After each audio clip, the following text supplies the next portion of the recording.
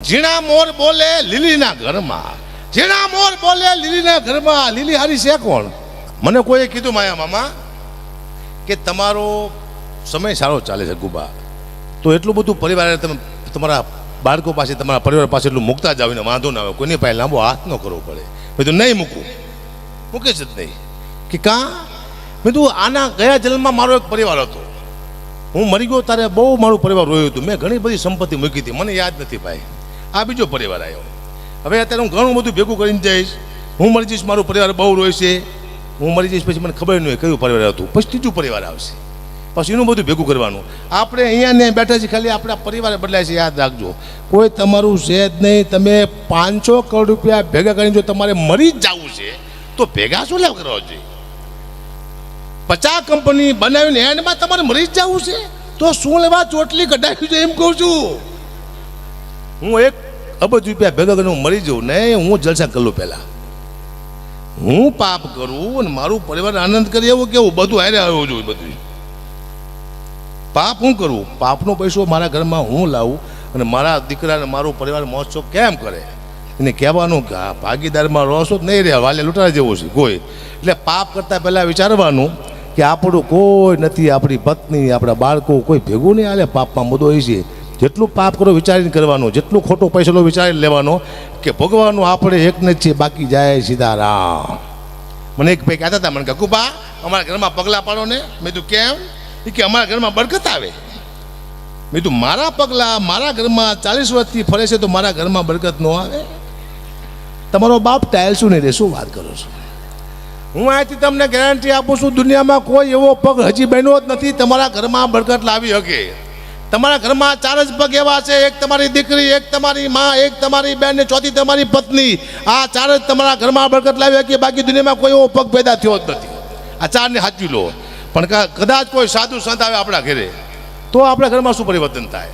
તો પોઝિટિવ ઉર્જા આવે, તમારે વિચારસરણી બદલી નાખીએ. કારણ કે બહુ સુખી થાવ ને 2 વિચાર આવે, એક સારો ને ખરાબ. એક આમ વયા જાઓ, આમ ઓલી બાજુ અમેરિકાની ફાઇલ ખુલી હતી ને, છોકરા કાપીને ખાઈ જવાના, એવો વિચાર આવે. અને બીજો વિચાર આવે આવો ધર્મનો, તો સાધુ પાસે બે હો તો તને ધર્મના રસ્તા બાજુ વારે, તમને તમારા પૈસા ગૌશાળામાં આપો, અન્નક્ષેત્રમાં આપો, આવી જગ્યાએ આપો, એવું સાધુ તમને શીખડાવે. સંતોની તાકાત આ છે. પણ બરકત તમારા 4 પાત્ર સીધ લાવી કે બાકી જાય સીતારામ, મને ખબર છે. એટલે હું કહું છું જીવનમાં આનંદ કરો, બાકી જાય સીતારામ. અને હવે કલાકાર મારા દીકરા માયા મામા એવા ગીત ગાય, મને હારી ખબર નથી પડતી, ગીતનો કોઈ અર્થ જ નથી થતો.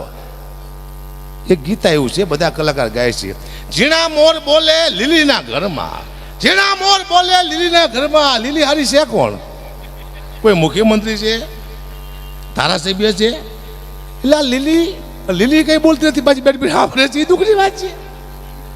લીલી નહીં, લીલી નાગોરમાં. નાગોર પ્રાંત છે, એક વનસ્પતિ પણ છે નાગોર.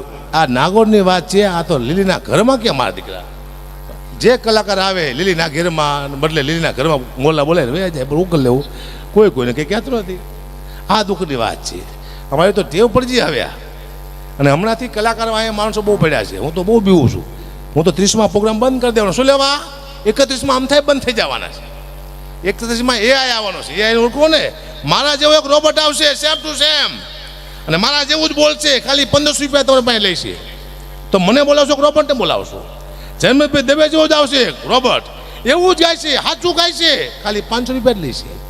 તો તમે એને બોલાવશો કે રોબોટને બોલાવશો? સમય ચેન્જ થઈ ગયો છે, આખી માથે ગુડી છે. એટલે શાંતિથી આનંદ કરો, મોજ કરો, બાકી કશું છે નહીં. પણ નાની એવી સ્તુતિ માતાની કરી લો હું ફટાફટ. કલાકાર જાજા છે, રાફડો ફાટ્યો છે કલાકારનો, આ તૂટી પડ્યો છે આજ. અને મને યાદ છે મારો વારો 5 વાગે આવતો હતો, અહીંયાથી કલાકાર તમને હરાબ દેતા હોય, આનું ઘરું બેસી જાય, આ હરામખોર ફેલ વયો જાય, આવું બધું થતું હોય.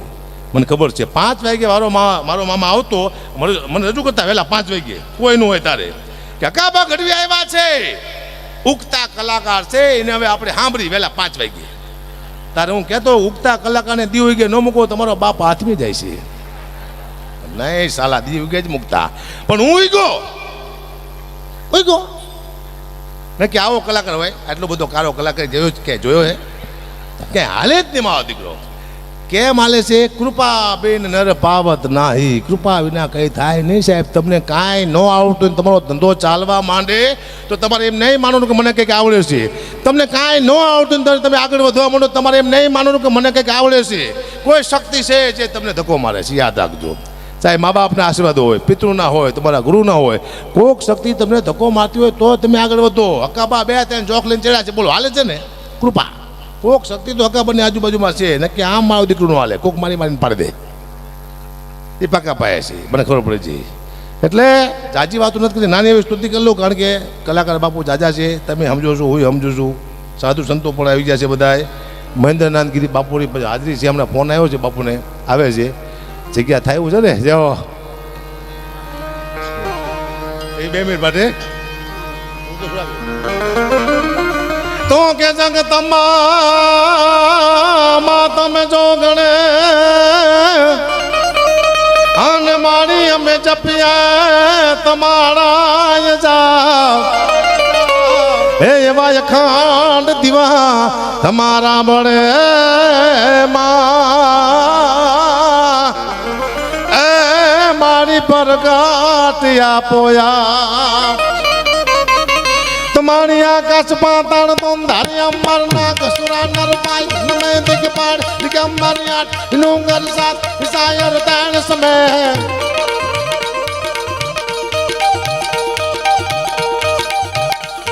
મારી આકાશ પાતાળ તો ધારી અંબર ના કસુરા નર પાય નમે દિગપાડ દિગંબર આઠ નુંગર સાત વિસાયર તાણ સમે 9 લાખ જને 9 નારી હાથ પતાની તેમ હરી રમરાય રમેચી મોહ માનેચી એકડ પ્રવેશી ઈશ્વરી મારી એકડ પ્રવેશી ઈશ્વરી.